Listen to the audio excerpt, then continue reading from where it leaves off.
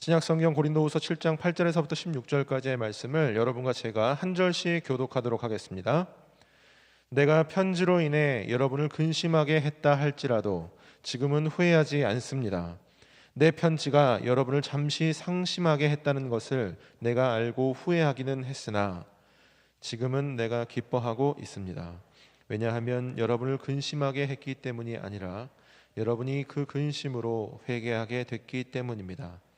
여러분은 하나님의 뜻대로 근심한 것이므로 결국 여러분은 아무것도 손해를 본 것이 없습니다. 하나님의 뜻대로 하는 근심은 구원에 이르는 회개를 가져오므로 후회할 것이 없습니다. 그러나 세상 근심은 죽음을 가져옵니다. 보십시오. 하나님의 뜻대로 하는 이 근심이 여러분에게 얼마나 간절함을 불러일으키며 변호함과 의분과 두려움과 사모함과 열심과 응징의 마음을 불러일으켰습니까? 여러분은 모든 일에 여러분 자신의 깨끗함을 보여주었습니다. 그러므로 내가 여러분에게 편지를 쓴 이유는 불의를 행한 사람이나 불의를 당한 사람을 위한 것이 아니라 우리에 대한 여러분의 간절함이 하나님 앞에서 여러분에게 밝히 드러나게 하려는 것입니다. 이로 인해 우리는 위로를 받았습니다. 또한 우리가 받은 위로 위에 디도가 즐거워하는 것을 보고 우리는 더욱 기뻐하게 됐습니다. 그는 여러분 모두로 인해 심령에 새로운 힘을 얻었습니다. 내가 여러분에 대해 디도에게 무슨 자랑한 것이 있다 할지라도 나는 부끄럽지 않습니다. 우리가 여러분에게 말한 것이 모든 것이 사실이었던 것처럼 우리가 디도에게 한 자랑도 사실이기 때문입니다. 디도는 여러분 모두가 두렵고 떨리는 마음으로 자기를 받아들여주고 순종한 것을 기억하며 여러분에 대한 애정이 더욱 깊어졌습니다. 함께 읽습니다. 나는 여러분을 전적으로 신뢰할 수 있게 돼 기쁩니다. 아멘. 서울 망우동에 공원이 하나 있는데 이 망우동 공원에는 색다른 우체국이 있다고 합니다. 망우동이라는 지역의 이름, 이 지역명의 유래는 잊을망 그리고 또 근심우 이 한자를 써서요 바로 근심을 잊어버리다라는 뜻에서 유래됐다고 합니다. 그래서인지 이 망우동 공원에 있는 이 우체국의 이름도 바로 근심 우체국이라는 것입니다. 근심 우체국에는 근심 먹는 우체통이 마련되어 있고요. 그 옆에는 이제 이 우체통에 근심을 적어서 넣을 수 있는 그런 엽서와 펜이 놓여 있다고 합니다. 그런데 여러분, 이 자신의 근심을 적어서 넣어 멀리 보내고 싶은 그런 사람들의 간절함 때문인지 굉장히 많은 사람들이 바로 이 우체국에 가서 근심을 적어 넣고 온다고 합니다. 그만큼 우리는요, 우리 삶 가운데에서 이 근심을 떨쳐버리기를 원하고 근심이 내 마음 가운데 있는 것을 달가워하지 않는다는 것입니다. 다시 말해서 근심이 좋은 것이라고, 근심이 유익한 것이라고 생각하는 사람은 한 사람도 없다는 것이죠. 그런데 성경은 우리에게 좋은 근심이 있다고 말한다는 것입니다. 사도 바울이 고린도 교회 성도들을 향해서 가졌던 근심이 바로 그런 좋은 근심이라고 이야기할 수 있을 텐데, 바울 자신의 마음은 굉장히 어렵고 또 굉장히 힘들었을지 몰라도 고린도 교회 성도들에게, 그리고 하나님 보시기에는 바울의 이 근심이 너무나도 아름다운 좋은 근심이었다는 것입니다. 왜냐하면 이 바울의 그 근심은 그 바탕에 영혼을 사랑하는 마음이 있었기 때문이죠. 여러분, 오늘 본문에서 바울은요, 자신이 이전에 썼던 한 편지에 대해서 이야기를 하고 있습니다. 자, 그렇다면 여기서 말하는 바울의 편지, 이것은 어떤 상황에서 쓰여졌을까? 오늘 본문의 내용을 좀 이해하기에 앞서서 먼저 우리는 이 배경을 좀 살펴볼 필요가 있습니다. 먼저 우리 고린도후서 2장 4절에서 7절까지의 말씀인데요. 자막이 준비되어 있습니다. 같이 보도록 하겠습니다. 시작. 나는 큰 환난과 마음의 고통으로 인해 많은 눈물로 여러분에게 썼습니다. 이는 여러분을 근심하게 하려 한 것이 아니라 여러분에 대해 넘치는 사랑이 내게 있음을 알게 하려는 것입니다. 만일 누가 근심하게 했다면 그는 나를 근심하게 한 것이 아니라 일부 사람들을 근심하게 한 것입니다. 너무 심한 말을 하지 않으려고 일부 사람들이라고 했지만 사실은 여러분 모두를 근심하게 한 것입니다. 그러한 사람에게 여러분은 이미 충분한 벌을 내렸습니다. 그러니 여러분은 그가 더 큰 근심에 잠기지 않도록 오히려 그를 용서하고 위로하십시오. 아멘. 우리 몇 주 전에 고린도후서 강해를 이제 시작하면서 말씀드렸듯이 고린도 전서와 후서 사이에는 또 하나의 편지가 있는 것이죠. 지금은 전해지지 않는 그런 편지가 존재했을 것이라고 많은 성경학자들이 그렇게 추정을 하고 있습니다. 바울이 많은 눈물로 고린도 교회 성도들을 향해서 썼던 이른바 눈물의 편지가 바로 그것인데요. 그 편지를 고린도 교회에 보내기에 앞서서 바울은 예정에 없었던 그 방문을 고린도 교회를 하게 됩니다. 그런데 그 방문에서 바울은 고린도 교회 내에 있었던 이 바울의 대적자들, 그리고 이 바울의 대적자들에게 휘말려 있었던 많은 성도들에게 끔찍한 상처를 입게 되었던 것이죠. 오늘 지금 바로 우리가 읽었던 5절 말씀처럼 그들은 바울을 대놓고 도전하고 공격했다는 것이에요. 그 공격의 내용은 뭐였을까요? 당신이 어떤 이유로 사도라고 그렇게 말할 수 있느냐라는 것이죠. 늘 바울의 이 꼬리표처럼 따라다녔던 이 사도권의 공격이 바로 그것이었다는 것입니다.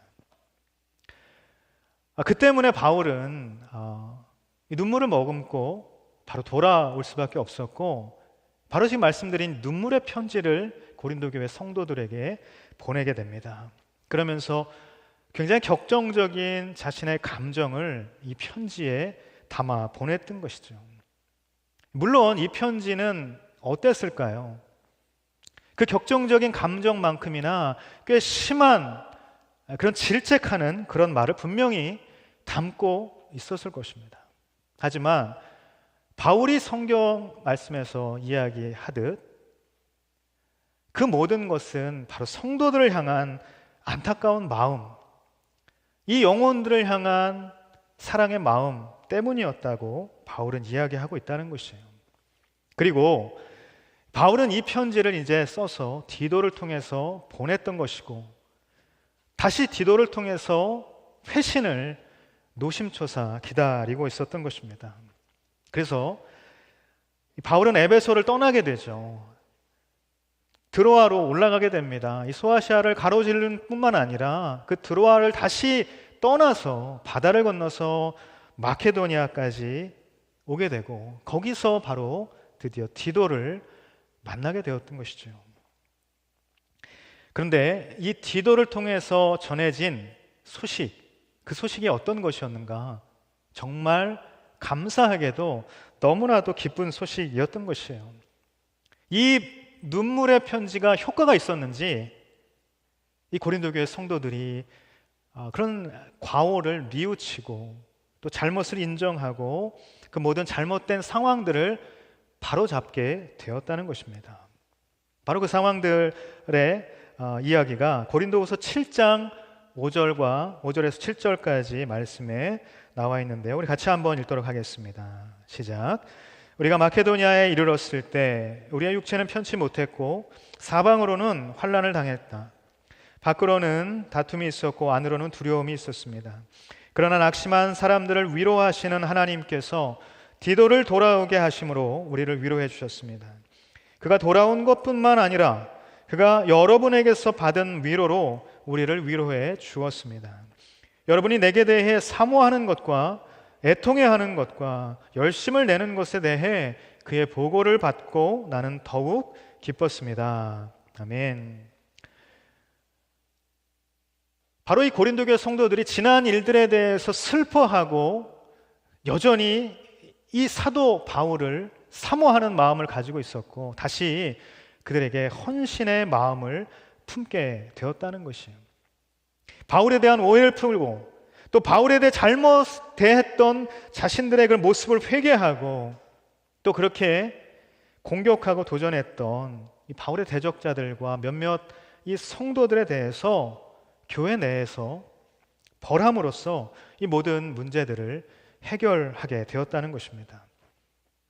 여러분, 바울이 이 소식을 듣고 어땠을까요? 얼마나 기뻤을까요? 자기에게 한 그런 잘못을 뉘우쳤다는 것 때문에 통쾌한 것이 아니라 바울이 전한 복음이 있지 않습니까? 그 복음 안에서 그들이 다시 하나님을 바라보게 되었고 하나님 안에서 다시 이 모든 관계가 회복될 수 있었던 이 모든 기쁨이 충만하게 되었다는 것입니다. 자, 이런 배경을 이해하면서 오늘 본문의 전체적인 내용을 우리가 이제 들어가 볼 수 있는데 그 내용을 보면요, 사실 굉장히 조금 어렵고 좀 복잡해 보일 수 있지만 의외로 굉장히 간단합니다. 바울은 이 편지를 고린도 교회에 보냈던 것에 대해 잠시나마 좀 후회를 했었다고 이야기를 합니다. 하지만 지금은 후회하지 않는다고 말하고 있는 것이에요. 왜 그렇게 말하는가? 성도들을 근심하게 한 것이 오히려 하나님의 뜻 안에서 열매로 맺혀지게 되었기 때문이라는 것입니다. 다시 말해 바울은 고린도 교회 성도들이 지난 시간 겪었던 그 일련의 사건들을 통해서 하나님의 뜻을 더욱 깨닫게 되었고 그분의 뜻 안에서 이 바울에 대해서 그리고 바울의 동역자들에 대해서 더욱 신실한 마음을 품게 되었던 것이고 바로 그것이 바울에게 큰 위로와 기쁨이 되었다라고 오늘 전체적인 내용은 말하고 있다는 것입니다. 자, 여러분, 이런 전체적인 내용을 통해서 오늘 우리는 한 가지 이야기만 나누기를 원합니다. 이 모든 은혜의 역사를 가능하게 만들었던 바로 그 근심, 이 모든 일에 단초를 제공했던 그 근심에 대해서 나누기를 원한다는 것입니다. 오늘 말씀에서 바울은요, 이 근심이라는 것에 대해서 두 가지로 이야기합니다. 하나님의 뜻대로 하는 근심, 그리고 세상 근심이라는 이 두 가지 근심을 구분하고 있다는 것이죠. 오늘 본문 9절과 10절 말씀을 다시 한번 읽어보도록 하겠습니다. 9절과 10절인데요. 같이 읽겠습니다. 시작.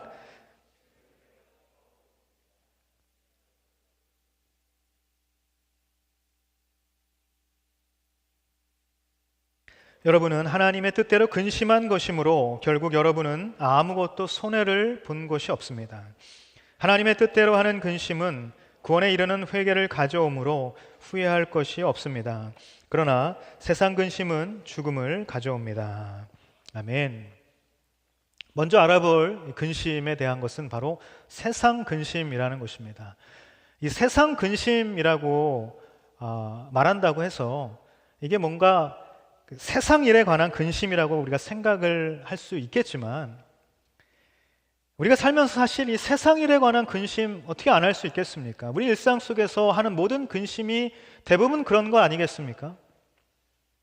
여러분, 지금 바울이 말하는 세상 근심은 하나님의 뜻대로 하는 근심, 이것에 반대되는 개념으로서의 근심을 말한다는 것이에요. 따라서 세상 근심은 어떤 근심의 대상과 내용이 세상적이라는 것이 아니라 이 근심을 하는 방법이나 그 방향이 세상적이라는 것입니다. 여러분, 바울은 이런 세상 근심이 죽음을 가져온다고 이야기하고 있어요. 근심의 방향이 세상적이었더니 바로 그것이 죽음을 우리에게 가져온다라는 것이죠. 세상 근심은 아무리 그 근심을 한다 해도 나를 결코 구원하지 못할 뿐 아니라 오히려 죽이게 될 뿐이라는 것이에요. 근심하는 방향에 따라 구원의 길이 열리기도 하고 죽음의 길로 내몰리기도 한다는 것입니다. 그러므로 여러분, 이 세상 근심이란 나를 죽이는 무익한 근심이라는 것이죠. 자, 그런데 우리가 먼저 이 사전에서 이 근심의 어떤 뜻인가 이것을 좀 살펴볼 필요가 있는데, 이렇게 설명을 하고 있어요. 근심이란 해결되지 않은 일 때문에 속을 태우거나 우울해함이라고 이야기하고 있다는 것입니다. 해결되지 않은 일 때문에 속을 태우고 우울해한다는 것이에요. 여러분, 저와 여러분 가운데에 해결되지 않은 일이 얼마나 많습니까? 많죠? 그래서 우리는 수많은 근심을 지금 하고 있다는 것이에요. 예를 들어 우리가 날마다 하는 근심, 어떤 것이 있어요? 내 이렇게 살아도 되는 것인가? 내 이대로 정말 괜찮은 것인가? 결혼은 도대체 언제 할 수 있을까? 소개팅은 안 들어오는데 어떻게 하지? 취업을 해야 할까? 취업을 한다면 어디로 해야 할까? 그 회사에 냈는데 그 회사가 나를 써줄까? 저 사람과 내가 지금 이 관계에 어려움이 있는데 어떻게 하지? 내가 먼저 다가갈까? 아니면 기다릴까? 아니면 아예 모르겠다 포기할까? 아니면 평생 그냥 안 보면 그만이지 뭐. 별이별 근심이 우리 가운데 다 있다는 거예요. 여러분, 도무지 해결되지 않는 결혼의 문제, 취업, 비전, 물질, 건강, 이 모든 일들 때문에 우리는 수많은 근심 속에서 살아가고 있다는 것입니다. 이거는 신자든 불신자든 누구나 다 하는 근심이라는 것이죠. 그렇다면 여러분, 우리가 믿는 사람들 아닙니까? 믿는 우리가 이런 근심을 세상적으로 한다는 것은 과연 무슨 뜻일까? 여러분, 세상 근심이라는 것은 근심의 방향이나 방법이라고 했죠. 우리가 누구나 다 가지고 있는 이 근심을 믿는 사람인데 우리는 과연 어떻게 하길래 세상적인 근심이라고 말할 수 있다는 것인가? 자, 먼저 여러분, 믿는다는 것이 무엇입니까? 저와 여러분 무엇을 믿습니까? 예수 그리스도, 그분이 우리의 구세주임을 믿는다는 것입니다. 성경이 우리에게 가르쳐주는 진리의 말씀을 믿는 것이죠. 성경이 우리에게 약속한 것들을 믿는 것입니다. 그 약속은 예수 그리스도를 통해서 우리가 구원을 얻게 되고 이 구원의 삶을 우리가 앞으로 살아가야 한다는 말씀의 진리, 하나님의 약속, 우리가 이것을 믿는다는 것이겠죠. 자, 이처럼 믿는 우리와 같이 아주 옛날에 살았던 한 사람도 하나님의 약속을 받았다는 거예요. 어떤 약속인가? 하나님의 구원의 약속을 받았던 사람이 있다는 것입니다. 그 사람 바로 아브라함입니다. 그런데 그에게 한 가지 근심이 찾아오게 됩니다. 우리 창세기 15장 1절에서 4절까지의 말씀 같이 한번 읽어볼까요? 창세기 15장 1절에서 4절까지입니다. 시작. 그 후 여호와의 말씀이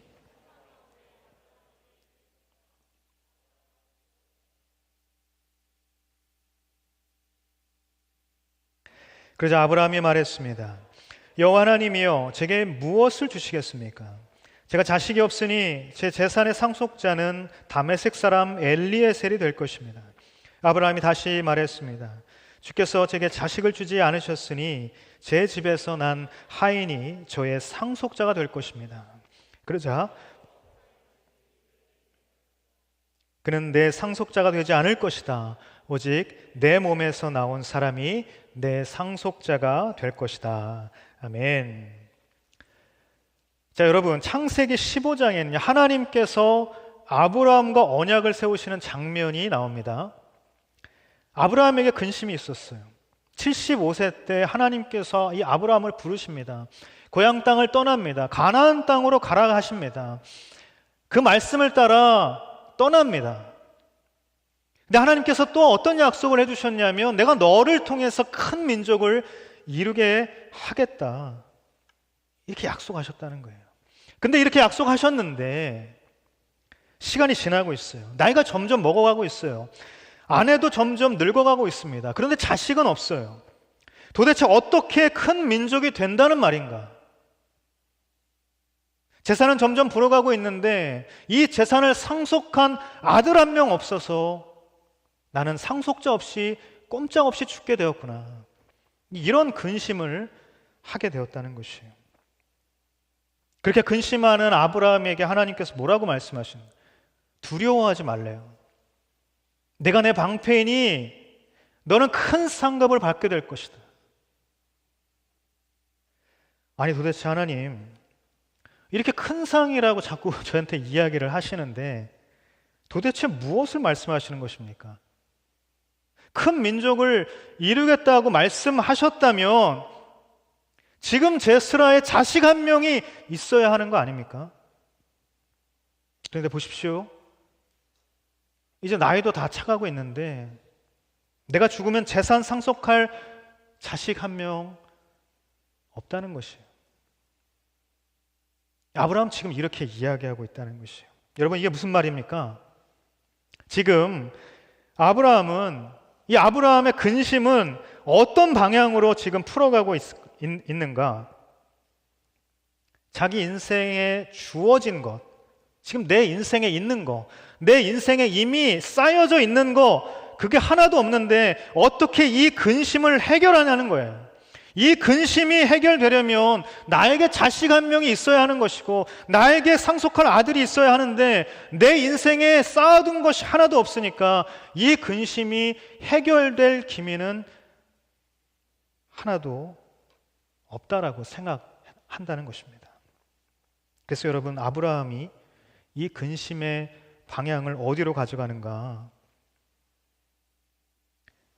자기 인생에 좀 뭐라도 해놓아야 한다는 그런 방향으로 생각했다는 것이에요. 그래서 어떻게 합니까?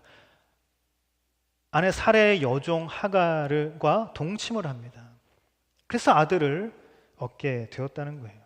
인간의 방법을 동원해서 하나님의 뜻과 하나님의 약속과는 멀어지는 그런 방향으로 이 근심을 해소하려 했다는 것입니다.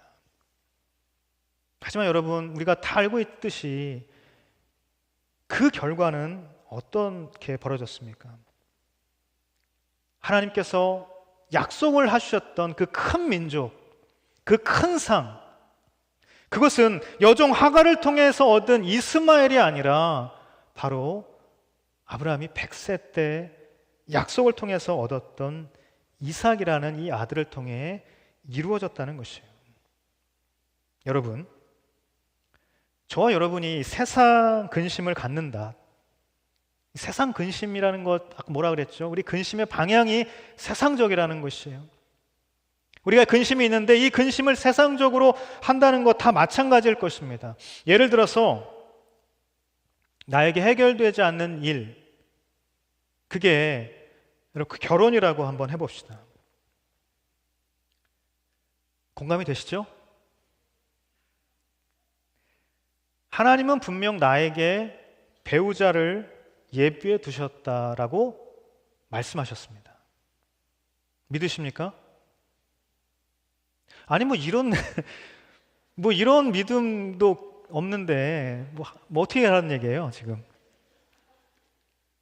하나님께서 그런 약속을 해주지 않으셨습니까? 여러분에게? 아니요, 하나님께서 분명히 여러분에게 그런 약속을 해주셨다는 거예요. 그런데 내 인생을 보니까 여전히 남자친구, 여자친구 그런 존재는 없는 거예요. 내 인생에 뭔가 이렇게 쌓여진 여자친구, 남자친구, 이 애인 만나서 이 사람 저 사람 만나는 그런 관계가 좀 쌓여져야 뭔가 이게 좀 진행이 되겠구나 이런 생각을 할 텐데 뭔가 쌓여지는 게 하나도 없는 거예요. 애인은커녕 뭐 소개팅의 횟수조차 쌓여지지 않는 이런 현실. 그러면 우리가 어떻게 생각하냐면 쌓아놓은 게 아무것도 없기 때문에 이 근심은 지금 도무지 해결될 기미가 없다라고 생각을 하게 된다는 것입니다. 그래서 우리는 이 근심의 방향을 어디로 가져갑니까? 하나님의 약속으로 계속 더 가져갑니까? 아니요. 우리가 그 반대 방향으로 간다는 거예요. 하나님의 뜻을 묻기보다 인간적인 방법으로 자꾸 자기 인생에 무언가를 쌓아놓으려 한다는 것입니다. 여러분, 이게 소개팅 하지 마십시오, 이런 얘기가 아닙니다. 핵심은 뭐냐면 하나님의 뜻에 집중하는, 끊임없이 그 하나님의 뜻을 붙잡는 방향이 필요하다는 것이죠. 자기 인생에 자꾸 무언가를 쌓아놓으려 한다는 바로 그런 근심의 방향으로는 내 삶의 진정한 구원이 찾아오지 못한다라는 것입니다. 여러분, 취업의 영역도, 비전의 영역도, 물질의 영역도, 건강도 다 마찬가지라는 것이에요. 반면에 오늘 우리에게 말씀하시는 하나님의 뜻대로 하는 근심은 무엇인가? 이 근심의 방향이 하나님의 뜻을 향해 있다는 것입니다. 자, 오늘 말씀 9절을 보면 그 근심으로 그들이 회개하게 되었다라고 말하고 있다는 것입니다. 여기서 사용된 이 회개라는 단어, 이것은 메타노이아라는 이 단어를 사용했는데, 이 메타노이아는 변화를 뜻하는 이 단어와 그리고 생각하다라는 뜻을 가진 노에오라는 이 동사가 합쳐진 단어입니다. 변화와 생각하다. 무슨 말이에요? 회개라는 것은 생각의 변화를 뜻한다는 것입니다. 여러분, 지금 고린도 교회 성도들은 자신들에게 복음을 전한 바울과의 관계의 어려움 때문에 한편으로는 상심된 마음이 있는 것이고 한편으로는 슬픔도 있었다는 것이에요. 그래서 이런저런 복잡한 마음이 그들 가운데에 근심이 되었다는 것입니다. 자, 그런데 그런 근심이 있었는데 그 근심의 방향이 하나님의 뜻을 향해 가게 되었을 때 그들에게 생각의 변화가 일어나게 되었다는 것이에요. 하나님의 뜻을 발견하게 되었다는 것입니다. 그래서 그들에게 어떤 변화가 있었습니까? 뉘우치게 되었고 회개하게 되었고 잘못을 바로잡게 되었다는 것입니다. 그래서 이 모든 과정을 통해서 어떻게 되었는가? 다시금 관계를 회복하게 되었다는 것이에요. 하나님의 뜻대로 하는 근심, 이 근심이 해결되지 않는 이 관계 속에서 그들을 구원했다는 것입니다. 그래서 오늘 말씀 9절을 어떻게 이야기하고 있습니까? 하나님의 뜻을 향해 있는 근심이기 때문에, 하나님의 뜻을 향해 있는 근심이기 때문에 아무것도 손해볼 것이 없다. 하나님의 뜻을 향해 있는 근심이기 때문에 손해가 아니다. 손해가 아니라는 것은 뭐예요? 이익이 된다는 것이죠. 바로 하나님의 뜻을 향해 있는 근심이 우리에게 유익이 된다. 즉, 고린도 교회 성도들은 지금 건강한 근심, 이 건강한 근심이 주는 유익을 경험하게 되었다는 것이죠. 여러분, 하나님의 뜻을 향해 우리의 근심의 방향을 돌리면 그것이 어떤 근심이라 하더라도 그 근심은 나에게 유익이 된다는 사실을 믿으시기를 바랍니다. 하나님의 뜻을 향해 우리의 근심의 방향을 돌리면 그 모든 것은 나에게 유익으로 다가온다는 것이에요. 여러분, 예수님께서도 근심이 있으셨습니다. 십자가 길을 가시는 것이 두려워서 근심하셨다는 것이 아니라 그 길의 끝에서 아버지 하나님과 끊어질 것을 주님은 아셨기 때문에 그 단절의 아픔이 예수님에게는 근심이었다는 것이에요. 그런데 주님은 그 근심을 어떤 방향으로 가져가셨는가? 끊임없이 기도하면서 하나님의 뜻을 구했다는 것입니다. 근심의 방향이 하나님을 향하고 있었다는 거예요. 하루 종일 사역에 지친 몸, 그 녹초가 된 그 몸을 이끌고도 주님은 새벽 미병에 한밤중에 끊임없이 기도로 하나님의 뜻을 향해 나아가셨다는 것입니다. 그리고 결국 십자가의 그 절정의 순간, 바로 그 순간에도 끝까지 그 근심을 가지고 하나님의 뜻을 향해서 나아갔다는 것이에요. 예수님께서 마지막 그 순간까지 어떻게 하나님의 뜻을 붙들고 구하며 나아가셨는가? 마태복음 27장 46절 말씀입니다. 같이 한번 읽어볼까요? 시작. 오후 3시쯤 돼 예수께서 큰 소리로 엘리 엘리 라마 사박다니라고 부르시셨습니다. 이것은 내 하나님 어째서 나를 버리셨습니까? 라는 뜻입니다. 아멘.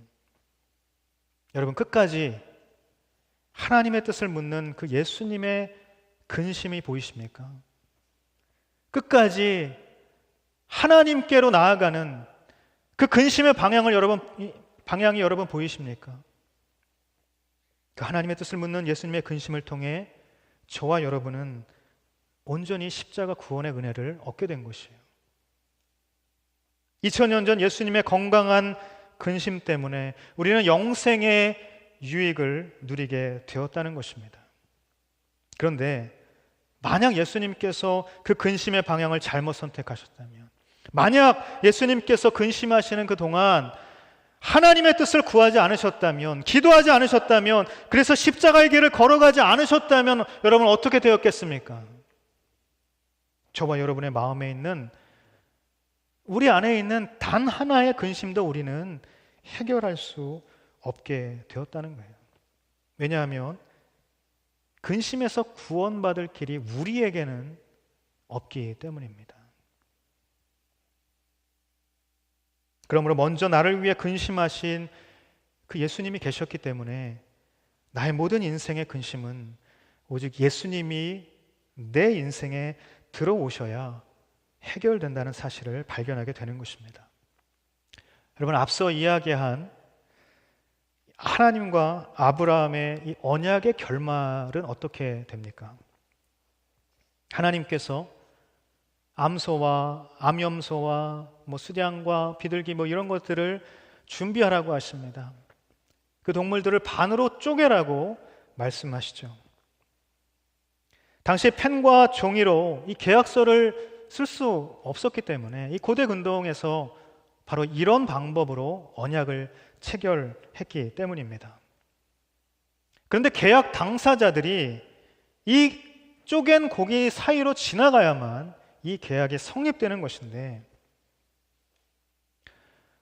그래서 이 쪼갠 고기 사이로 지나갈 때에 만약 지나간 후에 누군가 언약을 깨트리게 되면 어떻게 되는가? 바로 이 죽임을 당한 이 쪼개진 고기와 같이 죽임을 당하게 된다는 것을 이 계약, 이 언약 체결의 이 모습이 담고 있다는 것이에요. 자, 그런데 여러분, 이 언약 체결의 장면을 잘 보시면요, 이 쪼갠 고기 사이로 하나님만이 지나가시게 됩니다. 창세기 15장 17절 말씀인데요, 같이 한번 읽겠습니다. 시작. 해가 지고 어둠이 덮이자 연기나는 화로와 불붙은 횃불이 그 쪼갠 고기들 사이로 지나갔습니다. 아멘. 하나님의 현현은 늘 연기와 같이, 그 불과 같이 우리 가운데 임하죠. 오늘 우리가 읽었던 이 본문에도 마찬가지로 하나님께서는 등장하시는 것입니다. 근데 하나님께서 어떻게 하셨습니까? 그 쪼갠 고기들 사이로 지나가셨어요. 그런데 아브라함은 지나가지 않았습니다. 성경은 아브라함이 지나가지 않았음에도 불구하고 그날 여호와께서 아브라함과 더불어 언약을 세우셨다라고 그렇게 끝납니다. 여러분, 무슨 의미입니까? 내가 언약을 깨트려도, 내가 언약을 무시해도,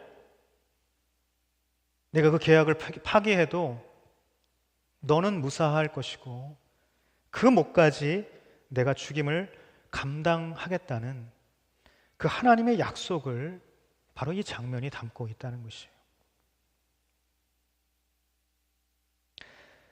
여러분, 예수님께서 그 수많은 기도의 시간을 통해서 하나님 아버지의 이 놀라운 뜻을 깨닫기 원했던 것입니다. 그래서 그 뜻을 알게 되셨지만 그럼에도 불구하고 아버지와 단절되는 그 아픔이 너무나도 컸기 때문에 주님은 끝까지 하나님의 뜻을 물으며 절규하셨던 것이에요. 여러분, 바로 이 놀라운 하나님의 사랑이 복음인 것입니다. 저와 여러분에게 주어진 복음의 비밀은 바로 이것이라는 거예요. 그래서 그 하나님의 사랑의 뜻을 따라서 걸어갔던 그 예수님의 끊임없는 근심의 종착역에는 십자가를 통해 우리에게 확증된 이 언약의 확증이, 이 언약의 완성이 들어 있다는 것입니다. 그러므로 여러분, 어떻게 보면 우리를 사랑하신 이 하나님의 근심, 하나님의 뜻을 구하는 이 예수님의 근심이, 그 예수님의 근심이 있었기 때문에 지금 우리가 하는 모든 근심은 의미가 있는 것이고, 또 그렇기 때문에 우리의 그 모든 근심은 예수님이 내 인생에 들어오셔야만 비로소 해결될 수 있다는 것입니다. 사랑하는 여러분, 근심은 내가 내 인생에 쌓은 것으로, 내가 내 인생에 쌓여진 어떤 것으로 해결되는 것이 아니라, 근심은 내 인생에 주님이 들어오심으로 해결될 수 있다는 사실을 믿으시기를 바랍니다. 바로 이것이 예수님께서 보여주신 건강한 근심의 표본인 것이고, 오늘 사도 바울의 이 권면을 통해서 우리가 깨닫게 되는 하나님의 뜻대로 하는 근심의 유익이라는 것입니다. 그러므로 여러분, 저와 여러분에게 근심이 찾아올 때가 있을 것입니다. 아니, 오늘도 지금 이 순간도 우리는 수많은 근심을 부여잡고 살아갈 것입니다. 그렇게 근심이 찾아올 때마다 우리는 어떤 선택을 할 것입니까? 우리에겐 두 가지 길이 있을 것입니다. 하나님의 뜻을 구하는 그런 근심의 방향, 그리고 내 뜻을 쫓아서 내 인생에 무언가 자꾸 쌓아보려는 그런 근심의 방향. 여러분, 과연 어떤 근심의 방향을 선택하시겠습니까? 저는 여러분에게 근심이 찾아올 때마다 이 예수님처럼 끊임없이 하나님의 뜻을 구하는 방향으로 근심의 올바른 방향을 잡아갈 수 있게 되기를 예수님의 이름으로 축복합니다. 인생의 근심을 만날 때마다 복음을 통해 근심의 올바른 방향을 보여주신 이 예수님을 기억하십시오. 그 모든 근심 속에 예수님께서 들어오셔야만 해결된다는 사실을 기억하십시오. 그래서 여러분의 근심의 상황 가운데 여러분의 마음을 열고 예수님을 초청하십시오. 마음을 열고 예수님을 받아들이십시오. 그리고 그 예수님 붙잡고 기도할 수 있게 되기를 바랍니다. 그러면 예수님이 나의 인생에 개입하셔서 보여주신 그 건강한 근심의 유익을 통해 바로 저와 여러분의 모든 인생의 근심에서 우리는 구원의 은혜를 맛보게 될 줄 믿습니다. 우리 모든 한 주간의 삶 가운데에 바로 이 근심의 방향을 잘 기억하고 복음 안에서 하나님의 뜻을 쫓아 근심의 유익을 우리가 다 경험할 수 있게 되기를 간절히 축복합니다.